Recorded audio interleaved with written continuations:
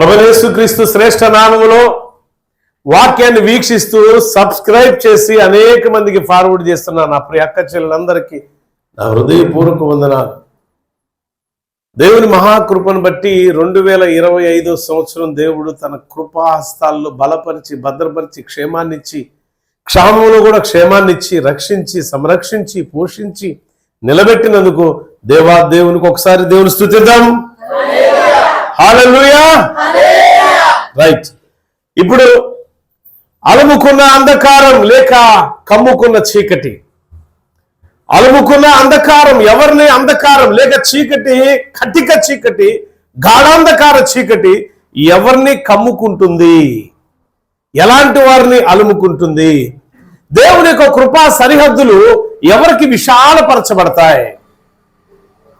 దేవుని కృపా సరిహద్దులు మన కుటుంబాలకు మనకు విశాలపరచాలంటే అన్లిమిటెడ్ బౌండరీస్, ఇంగ్లీష్లో ఏమంటారంటే ఆయన కృప అన్లిమిటెడ్ బౌండరీస్, అంటే హద్దులు లేనంత ప్రేమ, హద్దులు లేని అంత సమాధానం, హద్దులు లేనంత శాంతి, హద్దులు కొలతలు వేయలేనంత విస్తారమైన దీవెనలు ఎవరికి వస్తాయి? ఎవరిని చీకటి ఆవరించింది? బైబిల్లో స్పష్టంగా రాయబడి ఉన్నాయి. దానిలో మహాజ్ఞాని, పండితుడు, రాజు అయినటువంటి సొలొమోను మహాభక్తుడు సామెతల గ్రంథం 4:19 ఒక మాట అంటున్నాడు. చూడండి ఒకసారి. భక్తిహీనుల మార్గం ఎవరిదంటండి? భక్తిహీనుల మార్గము గాఢాంధకారమయం.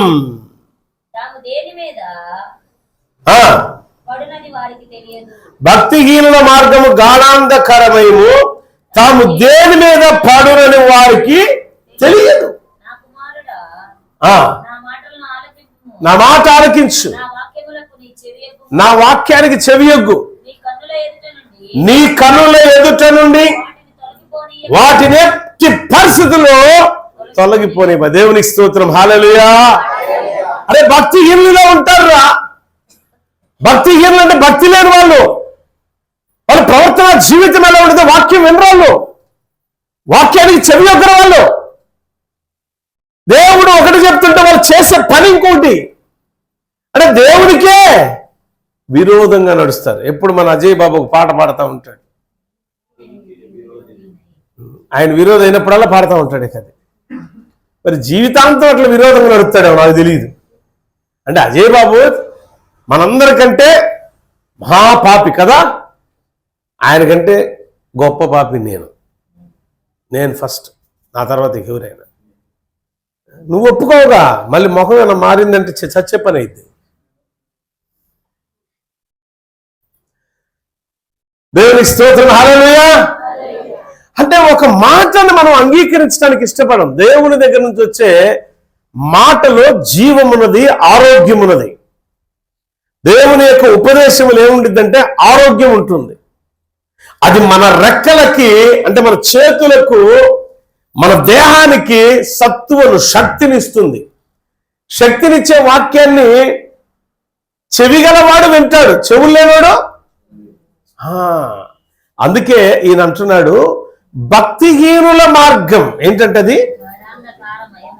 ఇప్పుడు ఎవరు గాఢాంధకారం, ఎవరిని కమ్మేది, ఎవరిని అలుముకునేది? భక్తిహీనులు. అంటే భక్తి లేనోడు. ఏ మాత్రం వారి దగ్గర భక్తి ఉండదు. ఇది ఇంకొక ఎపిసోడ్ కూడా మాట్లాడుకుందాం. ఒక ఎపిసోడ్ తవ్వదు ఇది. ఏ మాత్రం భక్తి ఉండదు. ఏముండదంటే అబద్ధం, మోసం, అహంకారం, అతిశయం, పొగరు, ఒగరు, అన్ని. నిద్రపోతాను, తాగుపోతాను, తిండిపోతాను, అన్ని పోతున్నాయి. ఏముండిద్దేనంటే వాక్యాన్ని వినరు, వాక్యాన్ని భుజించరు, క్రీస్తు శరీరాన్ని భుజించరు, క్రీస్తు రక్తమును పానం చేయరు. మళ్ళీ ఎవరో తెలిసిల్లు విశ్వాసులే, అవిశ్వాసులు కాదు. చూడండి, కావాలంటే దానికి రుజువైన వాక్యం కూడా నేను ఒకసారి చూపిస్తాను. చూడండి.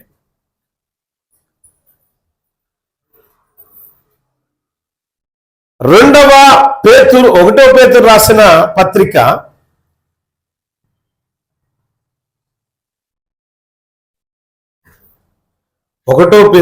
పత్రిక 2వ అధ్యాయం 8, 10 వచనాలు,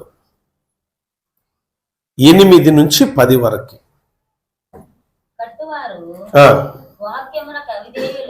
ఎవరంటిల్లు? కట్టువారు వాక్యమునకు పైన ఇంకో 10 వచనం నుంచి చదువు, ఇంకా బాగుంటుంది.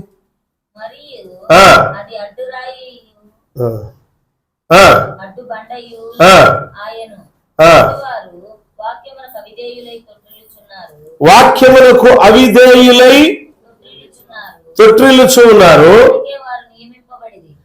వారు దేనికి నియమించబడ్డారంట? వాక్యానికి అవిధేయులు. వినరు. నేను చెప్తున్నా, గత వారం ఏ వాక్యం విన్నావు చెప్పగలుగుతావా? ఎంతమంది చెప్తారు మీలో కూడా? ఎంతమంది ఇంతకుముందు ఎపిసోడ్లో ఏ వాక్యం విన్నావు? పాస్టర్ గారి ఛాన్స్ లేదు, చెప్పకూడదు. మీరు ఇక్కడ కూర్చున్న వాళ్ళలో పుస్తకాలు తిరగేయకుండా గత వారం ఆదివారం ఇది నేను విన్నానయ్యా అన్న వాళ్ళు చేతులు ఎత్తండి. ఇప్పుడు ఎవరమ్మా? 1, 2, 3 ముగ్గురు వచ్చారు. బుద్ధి లేని వాళ్ళు, బుద్ధి గల వాళ్ళు. ఇప్పుడు అందరూ చెప్తారు మళ్ళీ అదే. అంటే మీరు వాక్యానికి విధేయులు అవిధేయులు చెప్పండి. మిమ్మల్ని మీరే పరిశీలన చేసుకోండి. కారణం ఏంటంటే చీకటి కమ్ముతుంది మిమ్మల్ని. వాక్యానికి అవిధేయులుగా, వాక్యాన్ని వినని వారిగా ఉంటే వారిని చీకటి కమ్ముతుంది. ఇది వాక్యం. వాక్యం వింటే చీకటి మన దగ్గర రాదు. మహాభక్తుడైనటువంటి ఒక అద్భుతమైన మాట మాట్లాడుతున్నాడు. తన శ్రమల కాలంలో ఉండి కూడా తన ఇబ్బందికరమైన కొలిమిలో నలిగిపోతూ ఏబై అంటున్న మాట, దేవుడు నా హృదయాన్ని కృంగజేశాడు. జాగ్రత్తగా వినాలి. చెవి గలవారు, ఎంతమందికి చెవులు వినపడుతున్నాయి? వాళ్ళందరూ దేవుడు స్తుతించండి. అంటే ఆల్మోస్ట్ వాళ్ళందరికీ వినపడుతున్నాయి. మీకు కూడా వినపడుతున్నాయి కదా, వినండి. ఏబు గ్రంథంలో భక్తుడైన ఏమంటున్న మాట 23వ అధ్యాయంలో 16 నుంచి 19 వరకు అని చెప్పాను. 16, 17 చూడండి ఒకసారి. ఏబయ్య అంటున్న మాట ఎంత అద్భుతమైన మాట. 16, 17 వచనాలు, 23వ అధ్యాయం 16, 17 వచనంలో దేవుడు నా హృదయాన్ని. చాలా మంది కృంగిపోలేదమ్మా? ఏదైనా సందర్భాలు వచ్చినప్పుడు మీ హృదయాలు కృంగిపోయిన సంఘటన ఎప్పుడు జరగలేదా మీ జీవితాల్లో? ఆత్మీయ జీవితంలో, విశ్వాస యాత్రలో మీరు కొనసాగిపోతున్నప్పుడు ఎన్నో సందర్భాల్లో కృంగిపోయిన దినాలు ఉన్నాయి. జరగనాని సంఘటనలు జరిగినప్పుడు కొన్ని కృంగిపోయిన దినాలు ఉన్నాయి. ఏబయ్య కూడా కృంగిపోయాడు. ఆయన మహాభక్తుడే కదా. ఊజు దేశంలో దైవ భక్తి కలిగిన వాడు, దేవుని యందు భయభక్తులు కలిగి పాపమును విసర్జించిన వాడు. ఏం విసర్జించాడు ఆయన? అసలు పాపం అనేది ఉండదండి. నేను అంటున్నా, బైబిల్ పట్టుకున్నావు, యేసుక్రీస్తు నామములో బాప్తిసం తీసుకుని లోకం ఎందుకు నీకు? లోక అలవాట్లు ఎందుకు నీకు? మరీగా నిద్రపోతావు వాక్యం వినకుండా. నువ్వు ఇక్కడికి వచ్చేది నిద్రపోవడానికా? ఇప్పుడు చెప్పు, నువ్వు నిద్రపోతువా? చెవి గలవాడు వినుగాక అనే వాక్యాన్ని బట్టి నువ్వు వినగలిగిన దానివా? ఎంతమంది నిద్రపోతున్నారు? నిద్రే వారికి కావాలి. తిండిబోతులు, తాగుబోతులు, తిండేవారికి ప్రాధాన్యం, వారి కడుపే వారికి స్వర్గం. బైబిల్లో ఉన్నమాట. తిండిబోతులు, తాగుబోతులు, వ్యభిచారులు, దేవుని అంటే పిరికి వారును దేవుని రాజ్యానికి ఎంత మాత్రం వారసులు కాదని ప్రకటన గ్రంథంలో మహాభక్తుడైనటువంటి యెహోవా అంటున్నాడు. ఎంత మాత్రము కూడా వారు దేవుని రాజ్యానికి వారసులు కాదు. ఎలా వారసత్వం సంపాదించుకుంటావు? నిద్రపోతులు. పొద్దు గూగులు ఎప్పుడైనా సరే మనిషి ఇంటికి రాగానే నిద్రపోతా ఉంటారు వీళ్ళు. అది ఎట్ట నిద్ర పట్టిద్దరు బాబు? దేవుణ్ణి ఆరాధించాలి కదా, ఉగ్రత రాబోతుంది కదా. ఇందాక పాస్టర్ గారు చెప్పినట్టు దేవుని దూత, ఆఖరి దూత కడబోర శబ్దం వినాలి. ప్రభువుని ఎదుర్కోవాలంటే ఏం చేయాలి? నిద్రపోవాలా? నిద్రపోయిన బుద్ధి లేని కనిగిలు ఏమైపోయారు? ద్వారం మూయబడింది వారికి. అంధకారం అయిపోయింది వారి బతుకు. పెళ్లి విందుకి వెళ్ళే అవకాశం లేదు. అయినా సరే దగ్గరికి వెళ్ళి అహంతో నా ఎవడు తలిపేసేది అనుకుంటా, ప్రభువా ప్రభువా ప్రభువా తీగలపా. యేసు ప్రభు స్వయంగా వచ్చట ద్వారం తీరిచి, ద్వార పాలకుడు కాదు ఆయనే స్వయంగా వచ్చి ఎవరు మీరు అంటాడట. ఓరిని అన్యాయం కాలు, మేమెవరు నీకు తెలీదా? ఏంది ప్రభు ఇంత అబద్ధం అంటే యేసు ప్రభు వారి మీద కూడా ఏం చేస్తున్నారు? నింద మాపుతాం. మనం అంత గొప్ప వాళ్ళం అండి. బతుకును కడుక్కోవడం నేర్చుకోండి, బతుకును బాగు చేసుకోండి అని అంటున్నారు. అయ్యా అదేంటి మేము ఎక్కడి దాకా వచ్చావు, నువ్వు వస్తావని ఎదురు చూస్తూ ఉన్నావు, కాకపోతే మా యొక్క దీపాల్లో ఏం లేదు, మాకు సిద్ధంలో నూనె లేదు, దీపాలు ఎలాగట్లు అంతే. అరే నువ్వు దీపం ఆర్పేసుకున్నావు అంటే నువ్వు ఎక్కడుండవు? నువ్వు దీపం రాత్రి వేళ దీపాన్ని ఆర్పేసుకుంటే నువ్వు దేనిలో నివాసం చేస్తున్నట్టు? చీకటి నిన్ను కమ్ముకుంటుంది, చీకటి నిన్ను కమ్ముకుంటుంది. మార్పు లేదా? చదువుగానే. సో సామెతల గ్రంథకర్త సొలొమోను చెప్పిన మాట ఒకటి. రెండవది ఇక్కడ యేబయ చెప్తున్న మాట సందేశం ఏంటి తెలుసా? ఆ 16-17 వచ్చిన, మళ్ళీ 17 వచ్చిన ఒకసారి చదవండి. దేవుడు నా హృదయాన్ని కృంగదీశాడు, సర్వశక్తుడే నన్ను కలవరపరిచాడు. అంధకారం ఎవరికి కమ్మిందంట? యేబుకి. యేబు విశ్వాసి కాదా? వినాలి మాట. యేబు విశ్వాస కాదా? యేబు దేవుని యందు భయం భక్తి కలిగిన వాడా కాదా? కానీ ఆయనకు కూడా ఏం కమ్మింది ఇప్పుడు? అంధకారం కమ్మింది. అమ్మయ్యా, కొంతమంది అనుకోవచ్చు అయ్యా నాకు అంధకారం కమ్మదట, ఇది ఎందుకంటే నేను భయం భక్తి కలిగిన ఏబుకి కలిగిందిగా అంధకారం, నాకు కలగడం పెద్ద గొప్పే ఉంది. ఎందుకంటే బాగా టాలెంటెడ్ పర్సన్స్ ఉంటారు కదా మీలో, బాగా తెలివైన వాళ్ళు ఉంటారా? ఏబుకి అంధకారం కలగలేదు, నాకు కలిగి వచ్చిందా? ఎవరు పెచ్చవాడా పెచ్చదానే? అది ఏమంటున్న పూర్తి మాట విను. 17 వచ్చిన చదవం. అంధకారం కమ్మినను, గాఢాంధకారం నన్ను కమ్మి ఉన్నా. ఆమేన్, హల్లెలూయా. గొప్ప విషయం ఏంటి తెలుసా? అంధకారం, గాఢాంధకారం కమ్మి ఉంది, కానీ ఆయన విశ్వాసపు జ్యోతి వెలుగుతూ ఉంది. చప్పట్లు కూడా దేవుడు. గాఢాంధకారం కమ్మిన విశ్వాసపు హృదయంలో విశ్వాసపు జ్యోతి వెలుగుతుంది. ఆ వెలుగుకి అంధకారమే పారిపోయింది. అందుకే ఆయనకి ఏ అపాయం కూడా, ఆయనకి ఏ అపాయం ఎందుకు కలగలేదు? అంధకారం కమ్మినప్పుడు ఖచ్చితంగా అపాయం జరగాలి, కానీ ఎందుకు జరగల? హృదయములో, ఆ హృదయం అనే ఈ సిద్ధలో నూనెను పోసుకుంటూ దీపాన్ని వెలిగించుకుంటున్నాడు. ఆత్మదీపాన్ని నువ్వు వెలిగించుకుంటున్నావు అట్లా అంటున్నా. అందుకని అంటున్నాడు, గాఢాంధకారము లోయలో నేను సంచరించిన ఏ అపాయము నాకు జరగల, నీ దుడ్డు కరయు నీ దండము నాకు ఆదరించా. గాఢాంధకారం లోయలో సంచరించిన అపాయం ఏమీ జరగలేదంటే ఆయన భక్తి గల జీవితం, ఆయన విశ్వాస జీవితం. ఒక చీకటి నిన్ను కమ్ముకుంటుంది అనంటే, ఆ చీకటి నువ్వు తరమలేకపోతున్నావు అంటే, అంధకారం నిన్ను అలుముకుంది అనంటే, అంధకారం నుంచి బయట పడలేకపోతున్నావు అంటే భక్తిహీనత. సామెతల గ్రంథకర్త సొలొమోను చెప్పాడు 4వ అధ్యాయంలో. ఇందా చదువుకున్నాం కదా 19వ వచనం. ఏమని చెప్తున్నాడు అక్కడ? అంటే నీ మార్గం ఎలా ఉంది తెలుసా? నీ మార్గం ఎలా ఉంది? గాఢాంధకారం. చీకట్లో చేసే పనులు మీకు తెలుసు. చీకట్లో ఏం పని చేస్తారు? దొంగతనాలు చేస్తారు, దోపిడీలు చేస్తారు, మర్డర్లు చేస్తారు, మానభంగాలు చేస్తారు, ఇంకా ఎన్నో నీచమైన ప్రతి కార్యం చీకట్లోనే జరిగితేనేగా. కానీ అంధకారం, గాఢాంధకారం కమ్ముకున్న యేబయ అంటున్న మాట, భక్తుడైన దావీదు అంటున్న మాట ఏంటి తెలుసా? ఆయన దుడ్డు కర్ర, ఆయన దండం నన్ను ఆదరించిన. ఒక ఆయన అంటే ఆయన విశ్వాసం జ్యోతి వలె ప్రకాశమానంగా వెలుగొందుతుంటే, ఈ యొక్క విశ్వాసపు జ్యోతి సిద్ధేలో నూనె ఉండబట్టి, అంటే ఆయన క్రియలను బట్టి ఆ చీకటి కూడా ఏమీ చేయలేకపోయింది. గాఢాంధకారపు లోయలలో నేను సంచరించినను ఏ అపాయమునకు భయపడను. కొన్ని సందర్భాల్లో నన్ను ఆదరించును. దేవుని స్తోత్రం. హల్లెలూయా.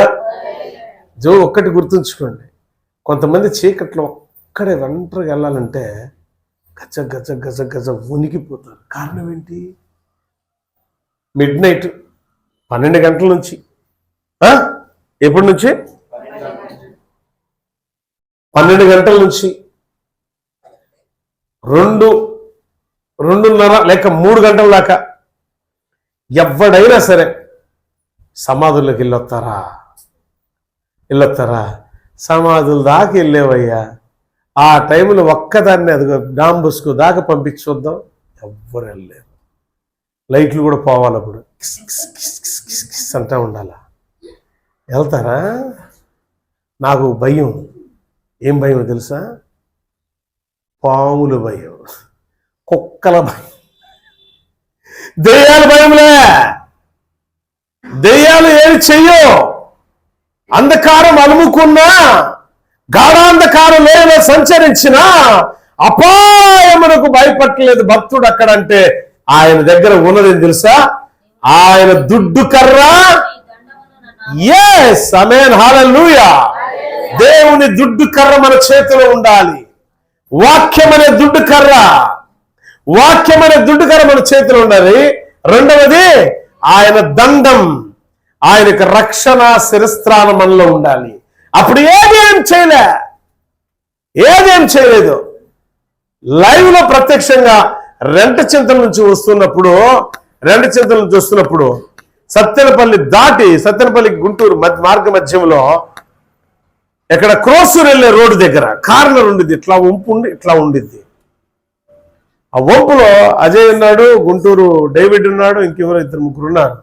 కారులో వస్తూ ఉంటే వీళ్ళేం గాఢ నిద్రలో ఉండిపోయారు. గాఢాంధకారం కమ్మినట్టు వాళ్ళకి.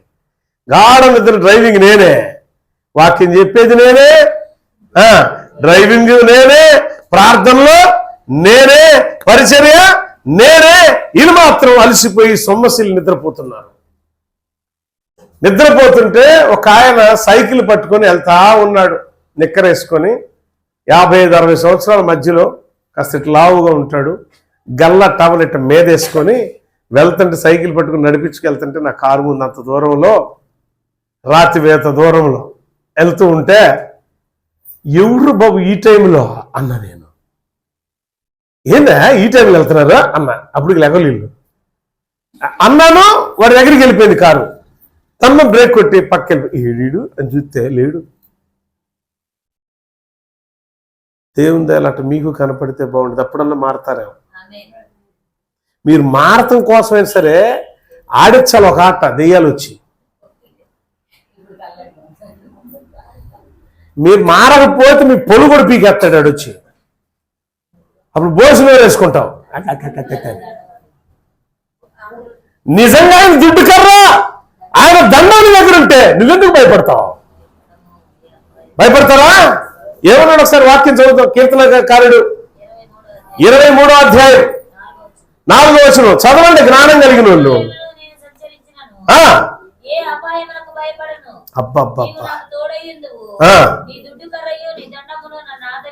అబ్బబ్బబ్బా, ఏంటంట?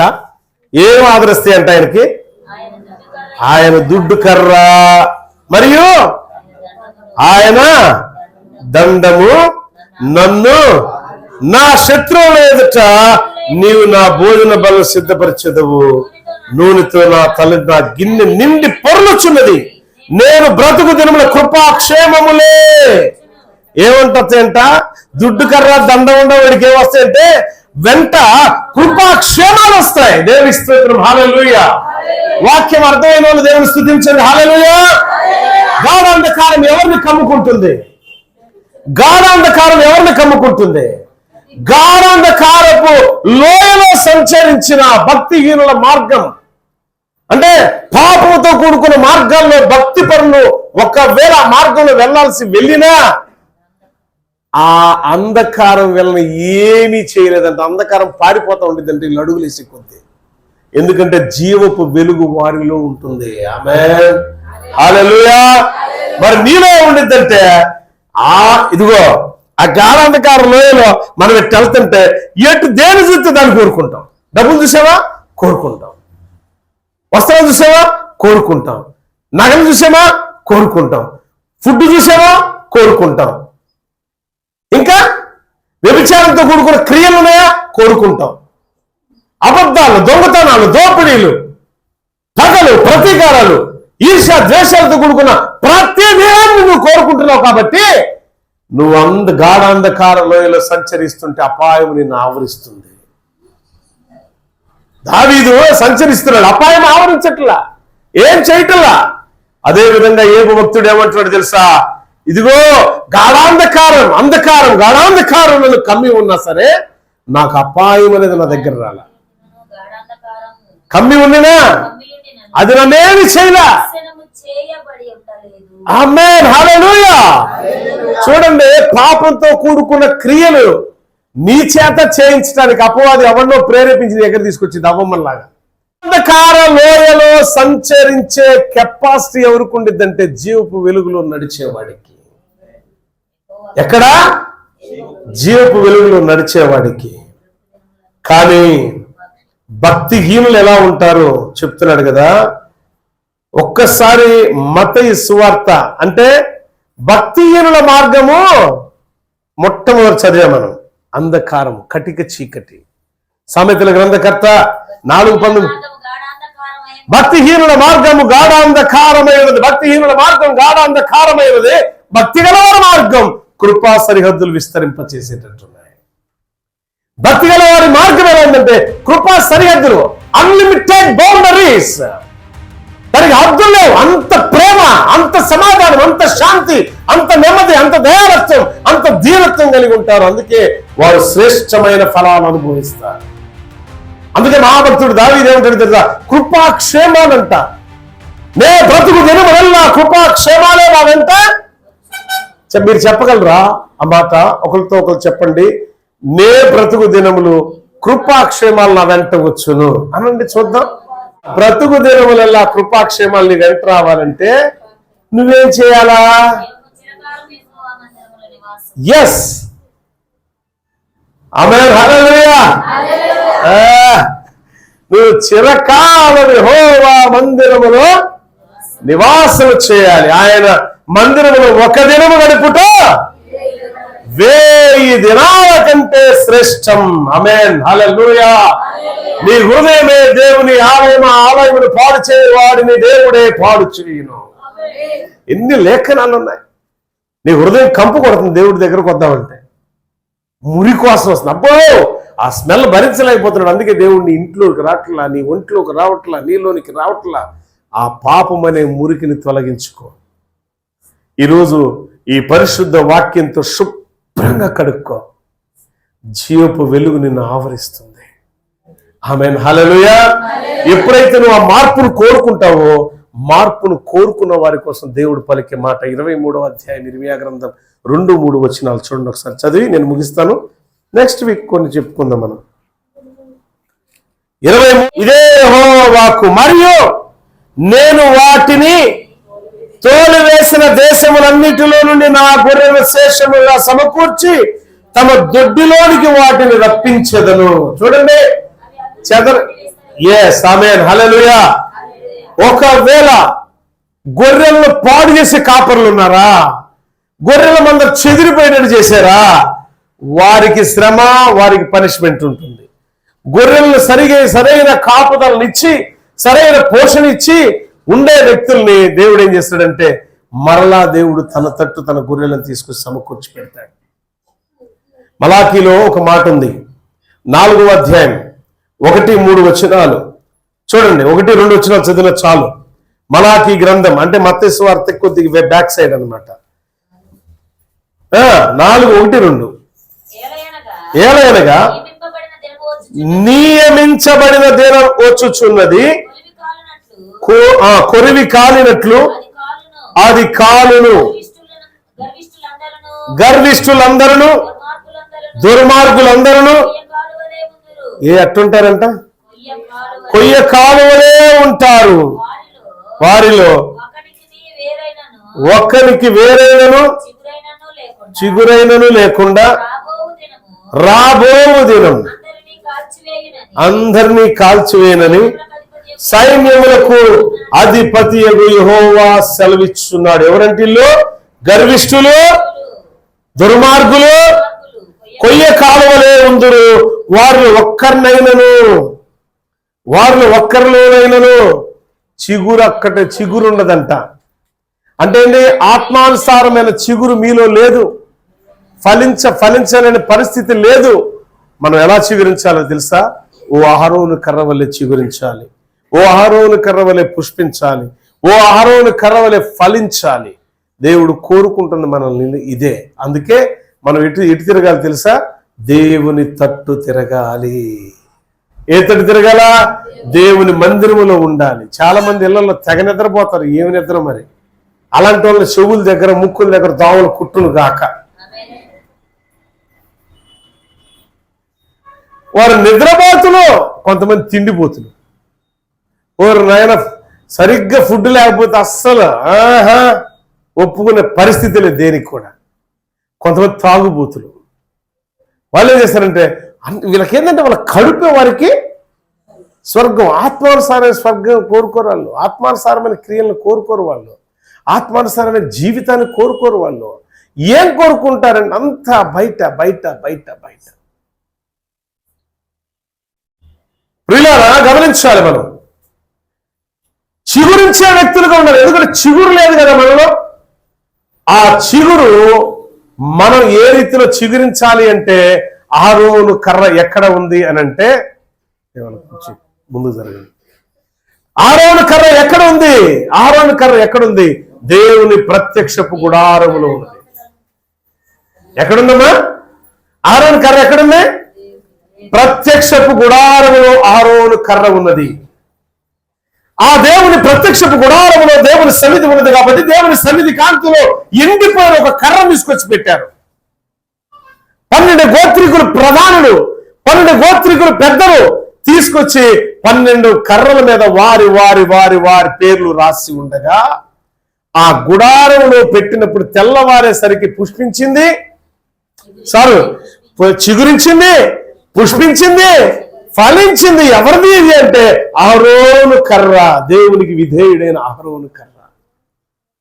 ఎంతకాలం ఆత్మీయ జీవితంలో నువ్వు చిగురించకుండా, పుష్పించకుండా, ఫలించకుండా, అసలు దేవుని గుడారంలోనికే నువ్వు రాకుండా ఎంతకాలం ఉంటావు? 2-3 వచనాలు. యెషయా గ్రంథం 54:2-3 వచనాలు.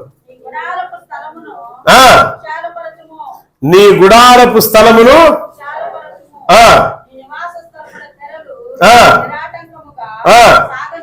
ఆమేన్, హల్లెలూయా.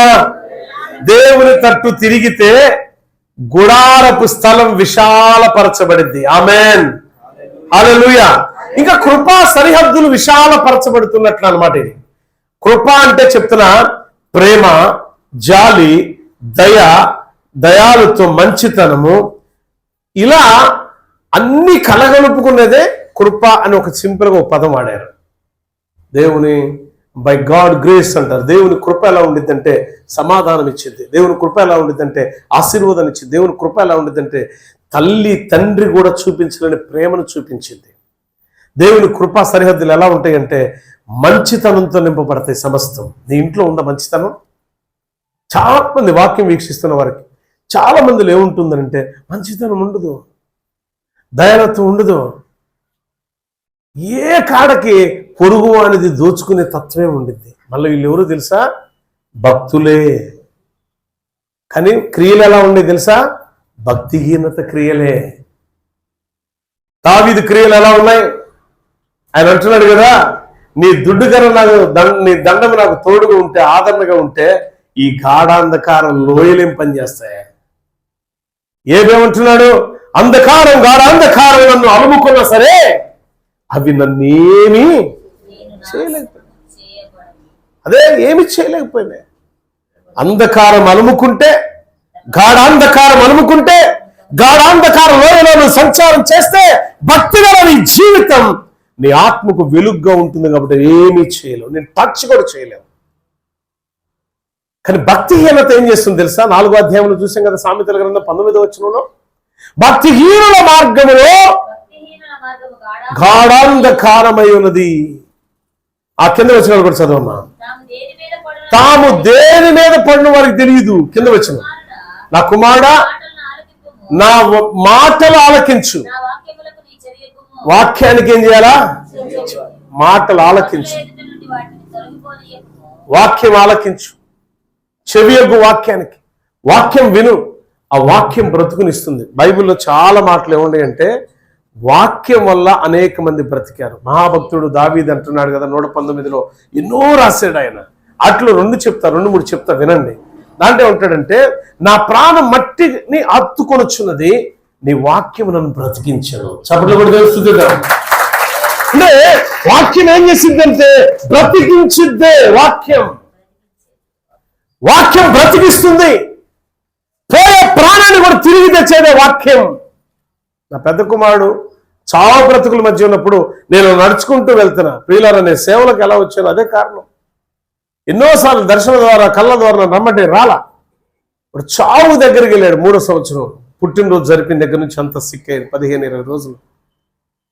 ఆ సమయంలో ఏం జరిగిందంటే, హాస్పిటల్ నడుచుకుంటూ పోతున్నా. నేను ఓ స్వరం వినపడుతుంది, నేను జీవము కలిగిన దేవుడను, నీవు నా తట్టు తిరుగు అన్నాడు. ఒకసారి అయిపోయా. ఏంది పొద్దున్న నీ గొడవ ఏందయ్యా బాబు అనుకుంటున్నా నేను. మళ్ళా కొంచెం దూరం మళ్ళీ చెప్తున్నాడు అదే. నేను ఇట్లా ఆగి, ఆ స్లాబే కదా పైన ఉండేది. ఏంది అసలు నీ గొడవ ఏంది? నువ్వు నిజంగా జీవం కలిగిన దేవుడు అయితే వాడు బ్రతికించట్లేదు. వాడు నీ జీవాన్ని చూద్దాం, అప్పుడు నేను నిన్ను నమ్మి నిన్ను స్తుతిస్తా, ఆరాధిస్తా, నిన్ను గణపరుస్తా. నా బ్రతుకు దినములల్లా నీ సేవ నేను చేస్తాను.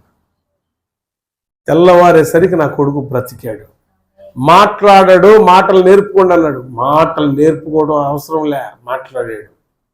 నడక నేర్పుకోమన్నారు, నడక వచ్చింది. ఏమన్నాడు తెలుసా? ఆక్సిజన్ తీపిచ్చి డాడీ, తీపిచ్చేసా. నా చెప్పులు వెయ్యి అన్నాడు వాడు. ఈగురు బాబు నేను ఎత్తుకుంటా, వద్దు నేను నడుస్తా అన్నాడు. ఇప్పుడు 15 రోజులు కోమాలో ఉన్నవాడు. 15 రోజులు కోమాలో ఉన్నవాడు. ఆహారం ఏమి లేక ఎక్కడ నడుస్తారమ్మా? నేను నడుస్తున్నా, చెప్పులే అన్నాడు. చెప్పులు ఇచ్చాను. ఇస్తే ఇక నేను దించితే చేయబట్టుకుని నడుస్తుండే. ఇప్పుడు మా మనవరాలు నడిచినట్టు నడుస్తున్నాడు. వాడు వచ్చి నాకు ఆకలి బాగా అవుతుంది డాడీ అన్నాడు. డాక్టర్ గారు కొద్దిగా నడుస్తూ ఉండగా డాక్టర్ గారు ఎదురయ్యాడు. డాక్టర్ గారు, అరే చిరంజీవి నాన్న నువ్వు అని చెప్పి గట్టిగా, నీ కొడుకు ఏదైనా పెట్టేసుకో, కానీ సాగలేదన్నాడు. అప్పుడు పక్కనే హాస్పిటల్కి వెళ్ళి పెద్ద పెద్ద ఇడ్లీలు 2 ఇడ్లీలు తిన్నాడు మావాడు. ఆ రోజు నుంచి ఈ రోజు వరకు నా ప్రభువుకి ఇచ్చిన మాట నేను ఎప్పుడు తప్పలేదు. అందుకే డబ్బులు ఉన్నా లేకపోయినా ఇతరులు సహాయం చేస్తారని ఏనాడు నేను ఎదురు చూడలే. నేను ఆధారపడింది దేవుని మీదే. నేను నడుస్తుంది. ఇతర దేశాలు వెళ్తుంటే ప్రారంభంలో అనుకునేవాళ్ళు, దేశాలు వెళ్తున్నాడు, ఇంక ఎన్ని డబ్బులు వస్తున్నాయో అనుకునేవాళ్ళు. అమ్మాయికి కూడా తెలుసు, మా అమ్మాయికి కూడా తెలుసు, గౌరీకి. మీ ఫాదర్ మీ పాస్టర్కి బాగా ఫండ్స్ వస్తాయి అనుకునే వాళ్ళ. అరే ఏ డబ్బులు నాకు రావురా బాబు అని చెప్తాను నేను. ఎందుకు తెలుసా? నా ధననిధి నా ప్రభువే. ఒక్కసారి నా మోకాళ్ళకి పని చెప్తే నాకు దేవుడు అన్ని సహాయం చేస్తాడు. మీ అందరి కళ్ళ ముందు ప్రత్యక్షంగా దేవుడు చేసిన కార్యం నా పెద్ద కొడుకు పెళ్ళి. మీ అందరికీ తెలుసు. రూపాయి లేదు, కానీ ఎలా చేస్తాడు దేవుడు? టైం వెయిట్ చేశా. మీరు మిమ్మల్ని కూడా చూస్తూ ఉండండి ఏం చేస్తాడని. చేతి చూపించాడా లేదా? అద్భుతంగా. దేవుని స్తోత్రం, హల్లెలూయా. అంత శక్తిమంతుడు మన దేవుడు. అందుకే గాఢాంధకార లోయలైన అంధకారమైన ఏబుని చేయలేదు.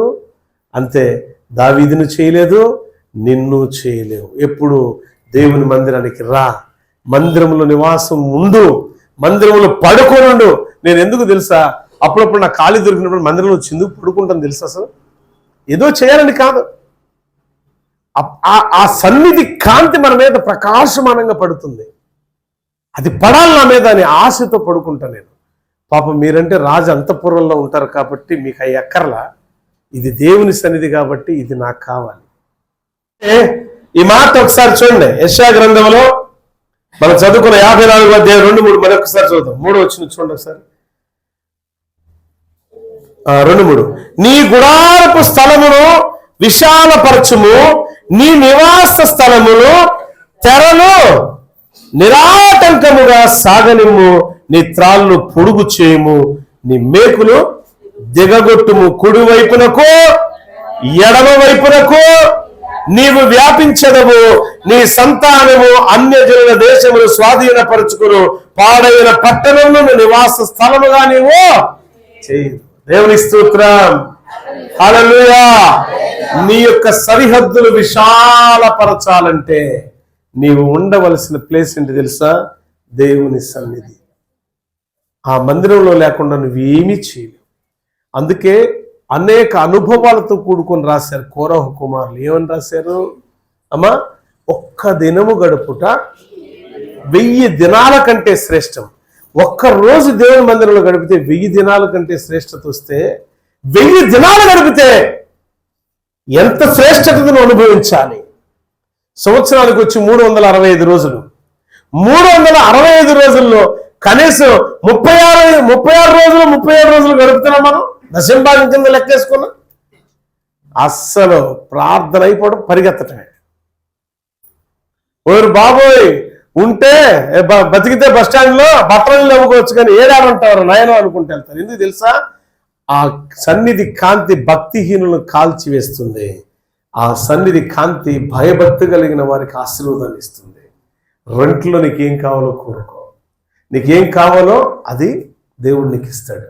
భక్తిహీనతతో ఉన్నావా? కాల్చేస్తాడు. భక్తి గల జీవితంలో ఉండి దేవుని సన్నిధిలో గడపడానికి ఇష్టపడ్డావా? దేవుడు ఆశీర్వదిస్తాడు.